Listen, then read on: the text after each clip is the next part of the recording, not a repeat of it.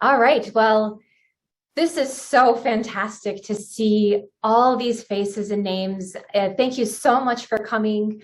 I think that in person is also great too, but now we get to connect with people from all around the world. So I'm very honored to be here. My name is Kasia Lynch, and I will talk about, I'll show you my presentation in a little bit. So I have a company called Ikigai Connections, and basically I love to help people who want to use their Japanese language and cultural skills to find a job. So I will be giving you a lot of information today, but don't worry, because I also have a link to my presentation. And I will, so right now what you see in my screen, I have a QR code. This one goes to my website, so you can use that anytime, even later in the Q&A. But when I open my presentation, I'm going to have another QR code, which is going to go to a special page just for this presentation. So once I get to that, you'll see, and it will be no problem. Now, I have so much information I would love to share. So if anybody is interested in more information, I definitely have it on my website. There's tons of webinars and podcasts and presentations that I have available for you on literally any topic you can imagine. So I will share those resources as well. And also, I have a little surprise. I didn't announce this before, but I have a little gift for people who actually joined live. I wanted to thank you for doing that. It just means so much. So at the end of my presentation, just before the Q&A, I'm going to pull some names out of this little bag I have here for a couple of winners for something that I will announce later. So without further ado, I will share my screen.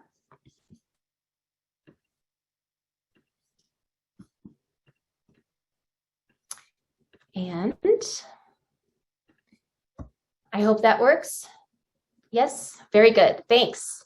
So today we'll be focused on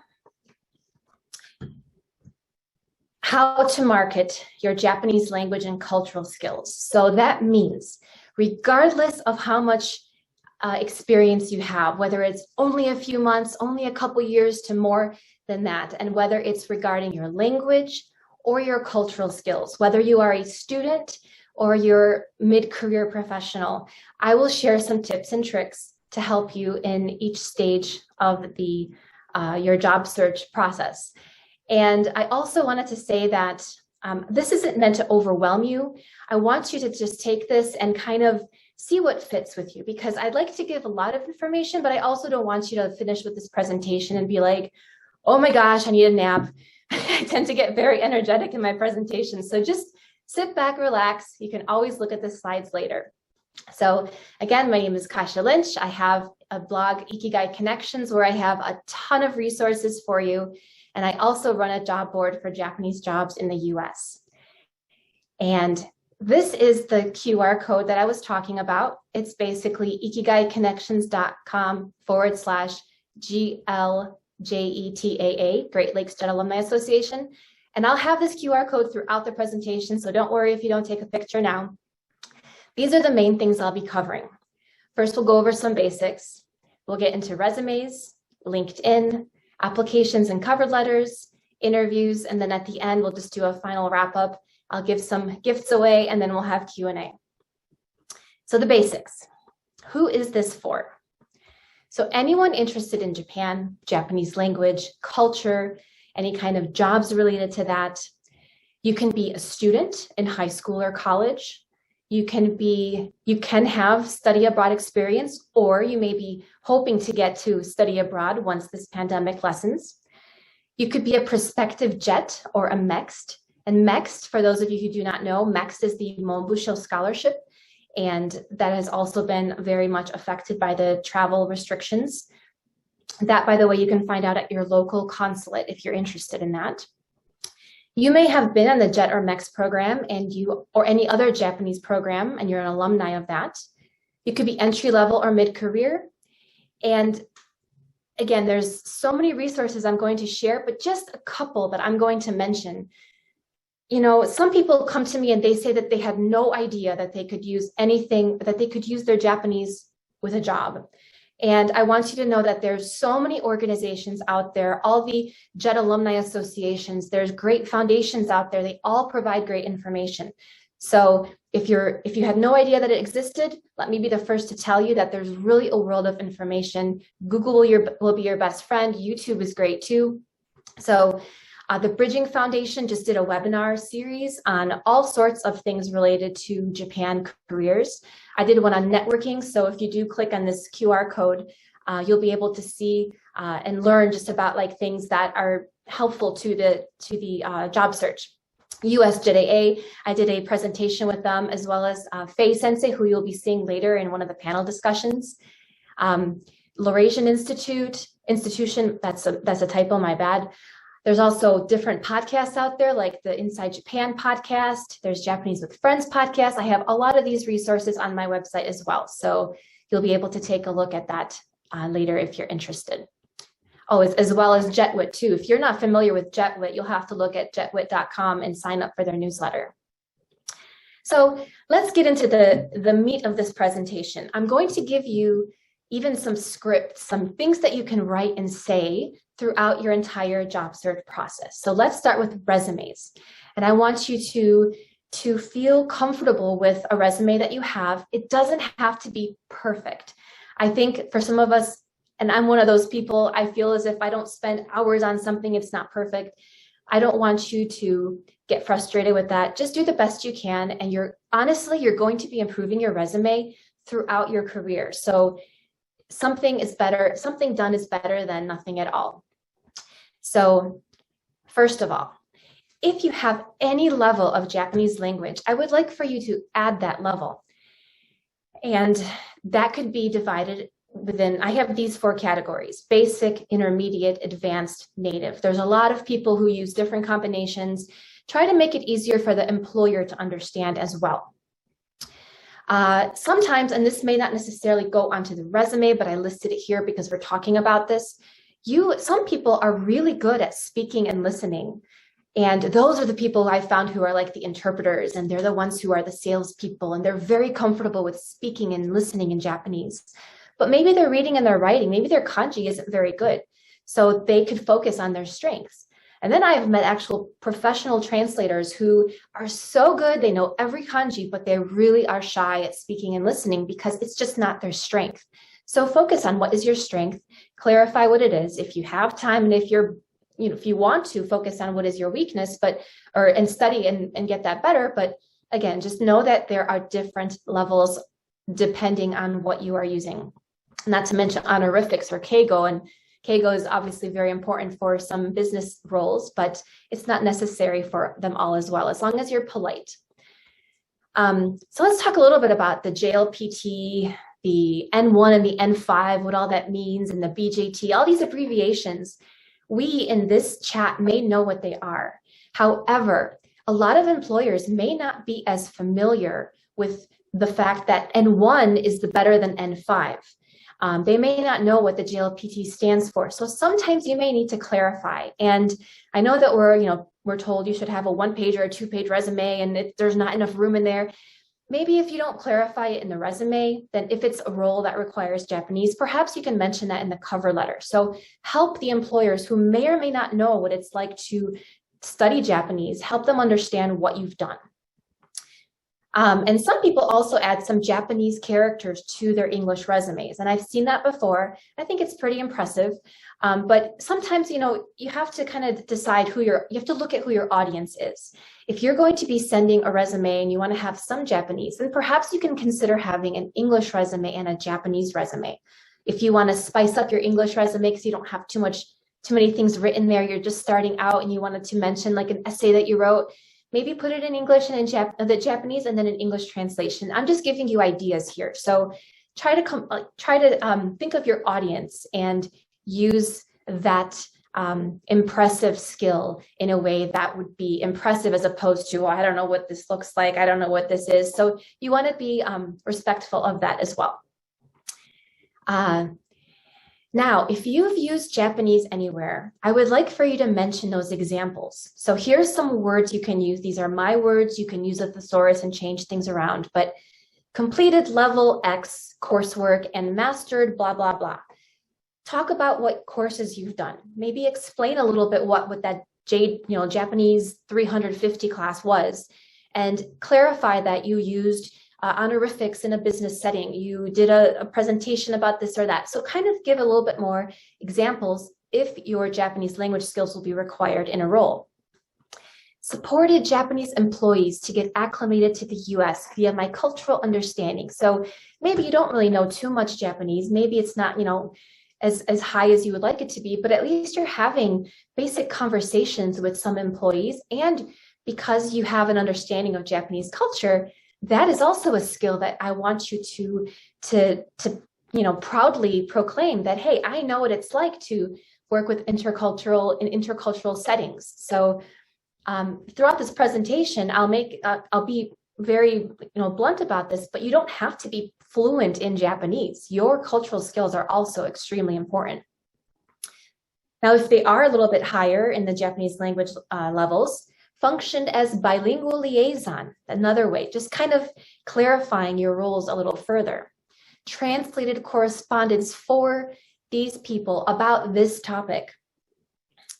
Provided linguistic and administrative support for X topic or these kinds of people. So these, again, are just examples to give you for what to add to your resume to show what you've done regarding Japanese language and cultural skills. So let's talk about the cultural aspect. Let's say you are not very comfortable with your Japanese. You don't have as much confidence yet. Maybe you want to go overseas. You want to go for a study abroad or the JET program, but you're just not there yet. You can still consider your cultural skills as very important. So any Japan clubs that you've been a part of, any leadership roles, especially if you've had any cultural courses, history courses, volunteering, anything like that. Study abroad, if you have done it, of course, mention these programs in your resume. If you did live in Japan, whether it was just for a few months or longer, you have experienced being overseas, and you were courageous enough to go to a place that you didn't really know anything about. Now you know how to, I always joke about the garbage situation, but if you've lived in Japan for a little bit, you know how difficult it is to understand what goes into which pile when you're throwing your trash out. Like that kind of stuff, I feel is extremely important. It shows you're adaptable, you're courageous, you're willing to take risks, you're doing very adventurous things. And I think that is all something that you could, in your own words, put into a resume to show that you have international experience. So on your resume, think of it more as facts, but your stories can go more into a cover letter or an interview.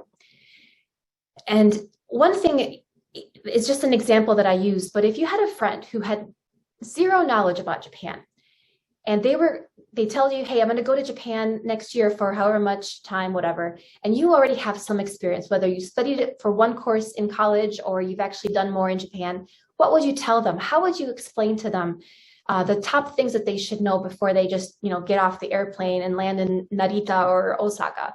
So think of those things as well too, because those are things that are very important.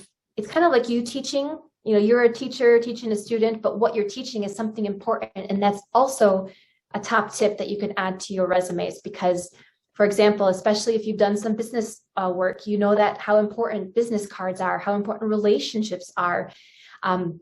These meetings that you go to, like if you have any of that experience, all of that is very helpful to add as well. And lastly, get a friend who doesn't know about Japan to review your resume. They may ask you questions that you're like, oh, I just thought that was understandable. Or they may be like, hey, this is really interesting. Do a little bit more about this. So that's just a tip. So I have 15 minutes left before the end of my presentation. So I'm going to start zooming through my slides. Now, LinkedIn, I feel, is very important for job searching in general. I know a lot of other social media are very helpful.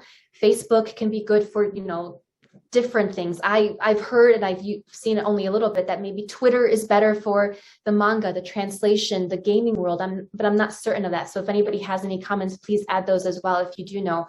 I just feel as if LinkedIn is very important, especially for networking and seeing what opportunities exist. So in your LinkedIn profile, and by the way, I did a whole presentation on LinkedIn within the Bridging Foundation presentation. So if you're interested, you can take a look at that networking one that I did. but add the Japanese language component to your profile. There's so many people who I see their profiles and I'm like, it doesn't look like they're doing anything with Japan and turns out they've been there for years. So there's a few places you can add it. You can put it in your about section, in the experience, in their licenses and certification, and under languages. So if you want, put it in a couple. If it's important to you, make sure that it stands out. And especially add your certifications for the JLPT and make sure it's written out, Japanese language proficiency test, things like that. There is an option to create a LinkedIn version in Japanese, and then you'll have a profile that somebody can click on the English button or the Japanese button. That's extra credit. I haven't done that myself, but that's an option if you're interested. One thing I recommend when you're doing networking and just getting to know what other people are doing, how their profiles are set up, I think that by commenting, liking, and sharing posts that are related to Japanese or even written in Japanese, because you can also see the translation that LinkedIn provides you, that will really help you get into more of that world on the LinkedIn platform. And also, there's a bunch of groups that are involved with Japan or learning the Japanese language. My profile is on my website at this. I'm sure you can find me, Kasia, Ikigai Connections, but you can look at my groups. I have a bunch of them that I'm involved in. If any of them resonate with you, take a look, join the group, and then you'll be able to meet a whole bunch of other people. Like in Japan, one of the more famous ones is Business in Japan LinkedIn group. They're really good. So you get to meet with other people virtually. You can attend these events, and it's just really nice.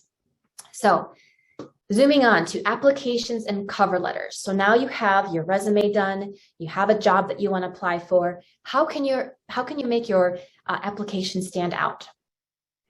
So first of all, I want you to know that having another language is just in general is going to make your profile stand out. So I want you to feel confident that that's a great thing that you have.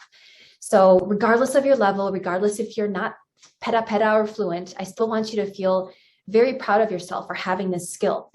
And Japanese, compared to so many other languages, is just fantastic. And it's just very important to the economy, the global economy, actually. So if you have any technical, professional, administrative skills, I, of course, want you to highlight that.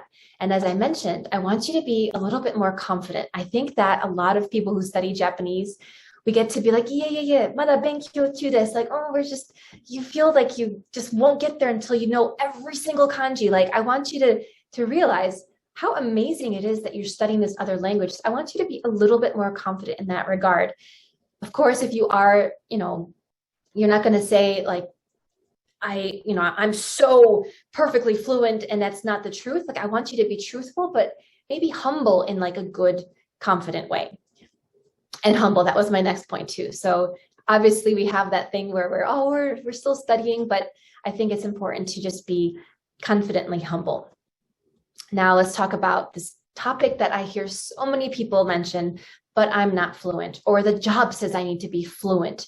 Well, I actually have a lot of opinions on this topic, but fluent is the definition itself it can be defined in so many different ways. In the QR code that I shared in this presentation, you can take a look at this article I wrote for a community college here that talks about what fluent actually means for bilingual careers in general. I think that like sometimes people who are requesting a role to be filled that's quote unquote fluent, they may or may not realize that actually knowing a particular skill set as opposed to everything about the language is going to be just as good. And as long as you are able to convince the person that you can learn the lingo for that industry, that you have the basics of the Japanese language, that I think is something that you have to convince the employer about. And also, the companies you're applying to, they may or may not understand what the JLPT is or what N1 really stands for. We know that the JLPT doesn't really test speaking and listening, and maybe you are really good at speaking and listening, but you're not really good at test taking and you happen to not have passed the whatever JLPT level. I still want you to feel confident and say, hey, yeah, maybe I don't have a JLPT, but that's because it tests this and this and this, and I would I'm really good at speaking and listening. I've had great coursework with my professors and I did presentations. So be creative in trying to explain as well as convince. And also, nobody probably knows that the JLPT was canceled last year, and this year it was locations were so few, and you couldn't even get a ticket to get there. So yeah, so that's something that employers will not know. So when it comes to convincing employers, I want you to be confident, like I said earlier, but also to explain to them how what you know is going to help them in the role that they're looking for.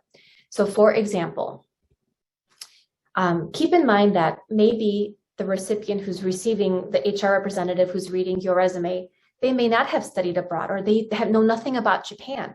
So maybe introduce them a little bit in that way and say, you can describe your challenges or how you overcame them. And like I said earlier in the presentation, maybe they don't really know how difficult learning Japanese is, that there's hiragana, katakana, kanji, keigo, like they may not realize how difficult it is. So like I mentioned with the garbage before, like that's part of your hero journey. You didn't starve in Japan. You were able to figure out the food. So that in itself is something that I feel is things that we just don't realize how important they are. And maybe they don't really apply to a company who needs you for a certain role to do A, B, and C, but at least you can say, hey, I've got the fundamentals. I am adventurous. I went to a foreign country. I learned how to live there. I'm back and I want to keep going and learn new skills. So, just figure out a way how you can use that to convince the employer.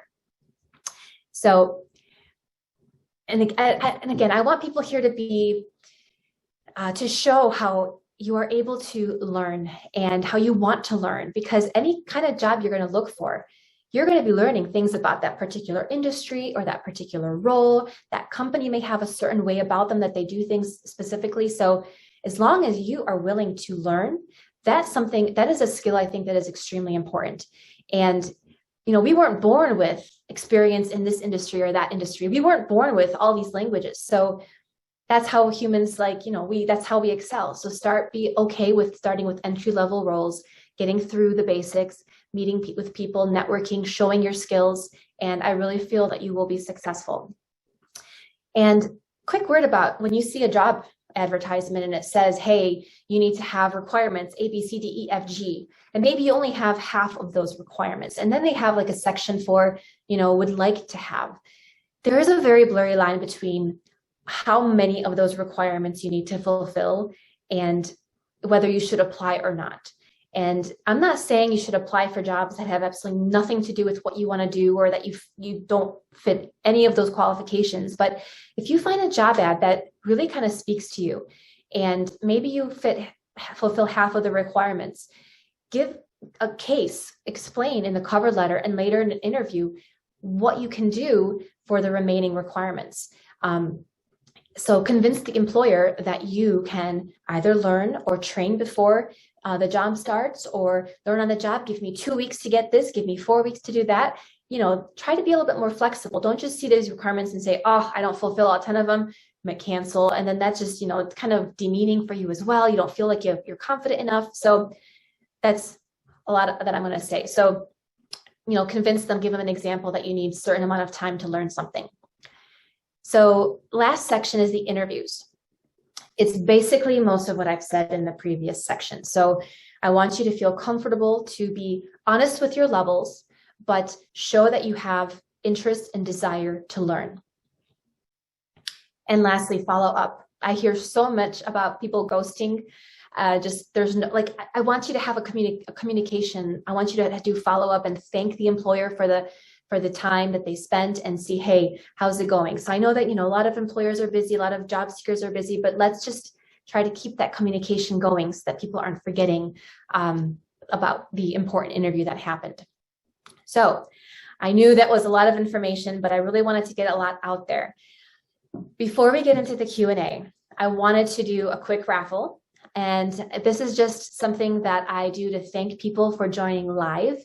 So I know there's a time difference with people in other countries and they couldn't make it, but I have this online training program for finding your career ikigai, figuring out your resumes, cover letters, how to apply, how to actually do the job search. So I'm going to pick 3 names from this little bag that I have here of everybody's printed names. If you are a community member or a professor or somebody else, a parent, a teacher, and this is not something that's applicable to you, you can tell me and we'll communicate over email whether you want to give it to somebody else. So I'm only giving these out to people who are live. I'm ready for questions and answers, and I will also stay a little bit longer after from 2 to 2:15 if you wanted to ask me in the chat. All right, so I'll be working as the moderator. So I've taken quite a few notes of everybody's questions. Nice. First off, though, let's give Kasia a round of applause and thanks for joining today and presenting such an amazing presentation and taking, a good amount of your time to prepare this. So thank you so much. My pleasure. All right, Kasia, I have quite a few questions. Are you ready? I'm ready. Let's do it. Okay, so one of the more recent ones was, Kasia, what was your most difficult experience you encountered while in Japan? How rewarding was it? And how can you spin it for an interview or a cover letter?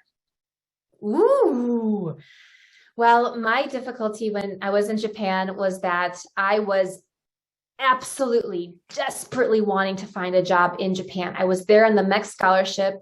My scholarship was ending, my school program was ending, and I wanted more than anything to stay there. And I was applying to everywhere. I did the Shushoku Katsudo where you apply and you go to companies, and I was rejected. It was just, when you have that timeline, you're like, I have to do this before I get kicked out of the country. It's extremely frustrating. But if I were to use that in an interview and how I overcame it, I would say that honestly, it made me appreciate, that's why I said appreciate that job struggle, because if it was really easy, if it was just like, oh, I'm going to apply, I'm going to get this job and that's amazing, and it's like unicorns and rainbows, I don't think you could grow as a person. I really feel as if I learned a lot. I was told by people to, oh, you need to improve this, you need to improve that. And everyone told me these things that I took negatively, but at the end of the day, they all had kind of a good point. Like I could improve this in my interviewing and this in my Keigo and this in my resume. And at the end of the day, looking back now, I realized it was the comments and stuff were for me, but at the time I felt very dejected. So I'm thankful that it happened, although at the time it felt like an awful storm. All right. A lot of people are also asking, even if you're just traveling to Japan, let's say maybe 2 weeks, or we had one person who lived there while they were doing their military service, is that something you can add to your resume, like even if it's just a travel? I think so. Say what your lesson was in that. What did you learn? If you just chilled with friends and had a great time, that's one thing. But if you were there and I don't know, I know somebody who hitchhiked through the island of Honshu and experienced a lot of, talking with strangers. And I was just like, are you kidding me? How did you do that? But they found a great experience from that adventure that I found very impressive. So I think that an employer would as well. So see what as another person I know just loves temples, and they visited all the temples in a particular prefecture. So that's historical, that's cultural. So that's something you can also spin as something that you can do. So yeah, absolutely. Okay.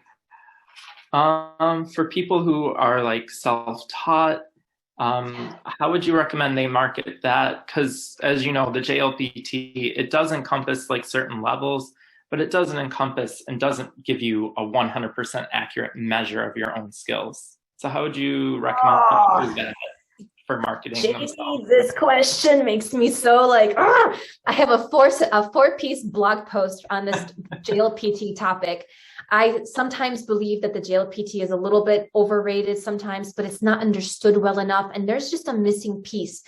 My favorite test, if you want to say such a thing exists, is the BJT, the Business Japanese Test, that I also have on my website. If anybody's interested, I can share those links. But there's, even if you're self-taught, you want to be able to share what you did. Did you go through a particular textbook? Did you focus on just speaking? Like, think about what exactly you did and describe it to somebody just so they would be able to have a better idea of your understanding.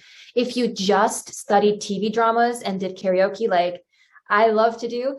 That's also a little bit different. That's more, cultural, slangy words come up, but you're still conversing, you're still understanding what's happening. So kind of think about what your course that you've created, your personalized course is about, and see how you can explain that. And yes, maybe the JLPT is something very difficult to pass if you are a self-study, if you are a self-learner, but I have heard of people who have done that, so don't think it's impossible. The only trick with the JLPT is that in the US, at least, it's offered once a year, and it's very difficult to get there because if the locations are cut down like they did for this year, that's not fair to a lot of people who want to take the test. Yeah. BJT you can take anytime. I think there's 4 locations in the US, Chicago, New York, California, maybe something like that. So you can go to those locations anytime. Okay. Another question that popped up, this is something I never thought of, which I found really interesting. As you're aware, like culture, pop culture, and, those venues have a different type of social media presence. Would you recommend people interested in them creating Twitter or having like a professional Twitter account so that they can use that for marketing themselves?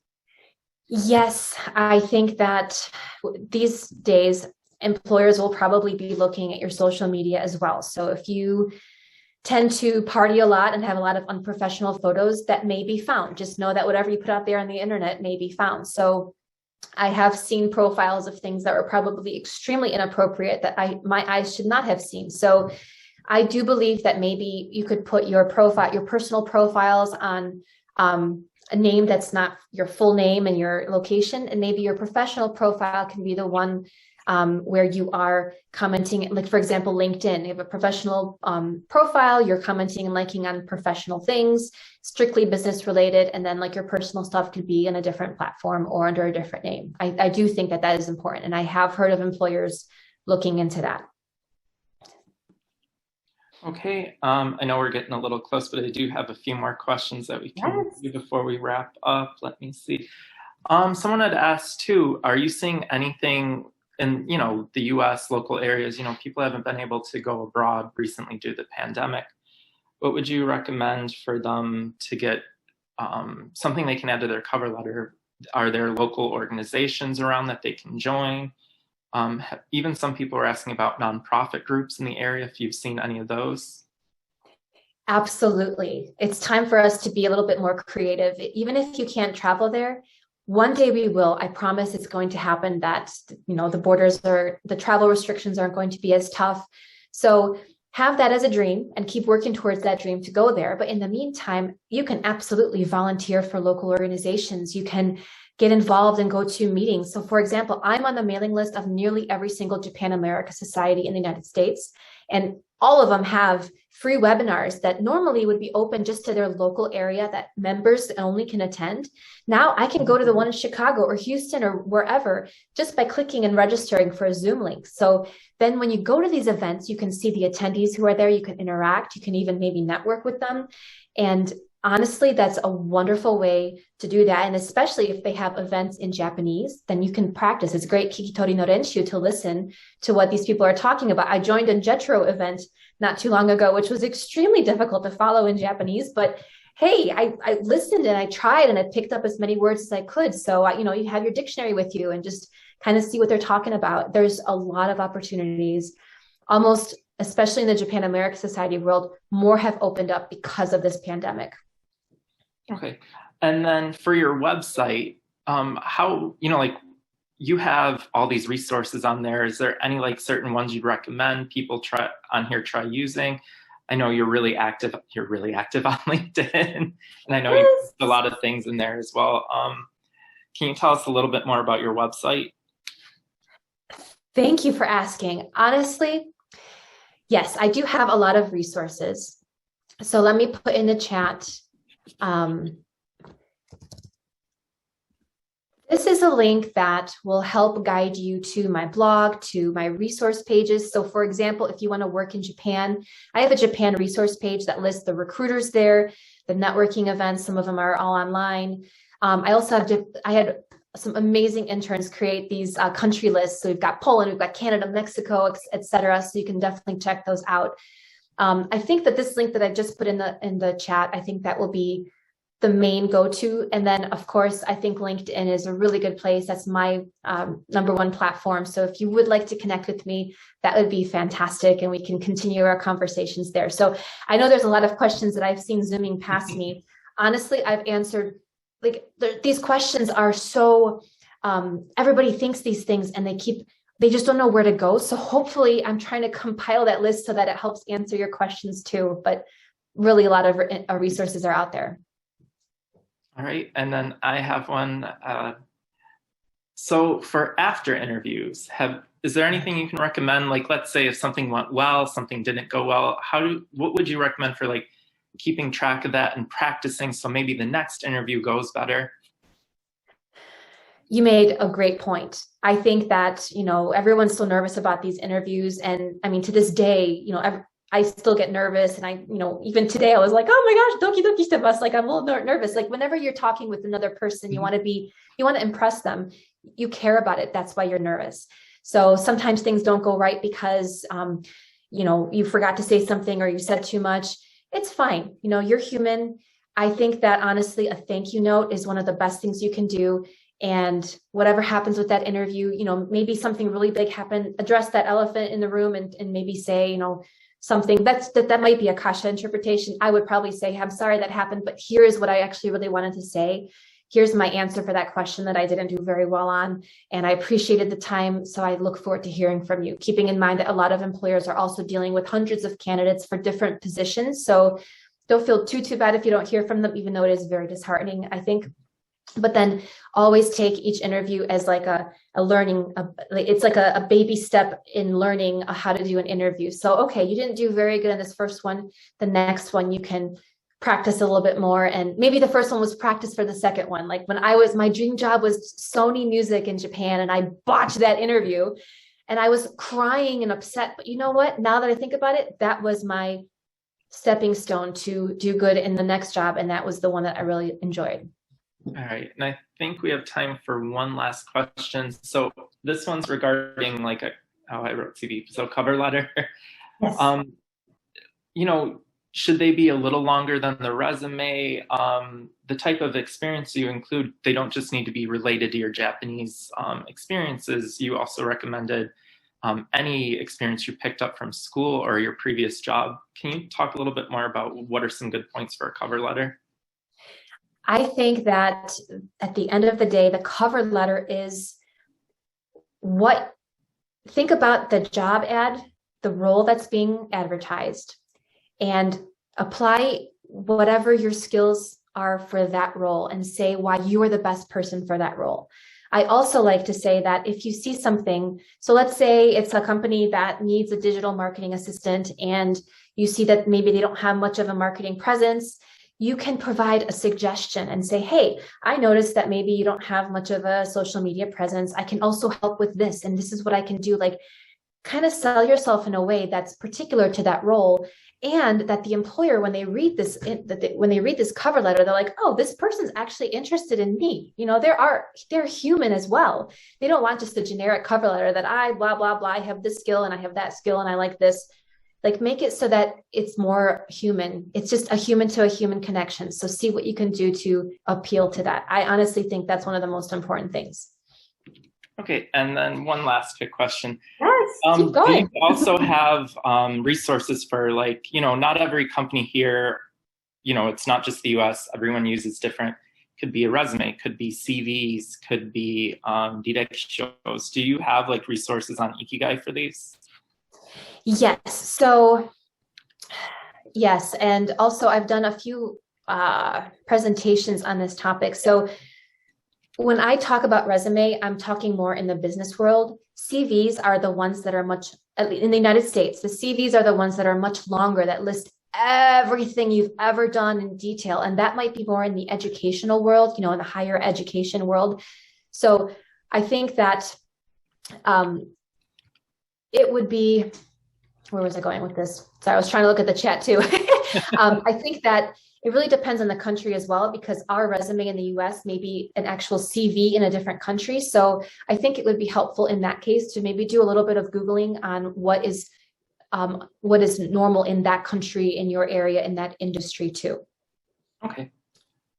All right, I believe that wraps us for the 2 o'clock. Let me see, let me get back to our meeting. So do we want to take isn't it our break time now? Yes, so it's 2 o'clock, so let's take a break.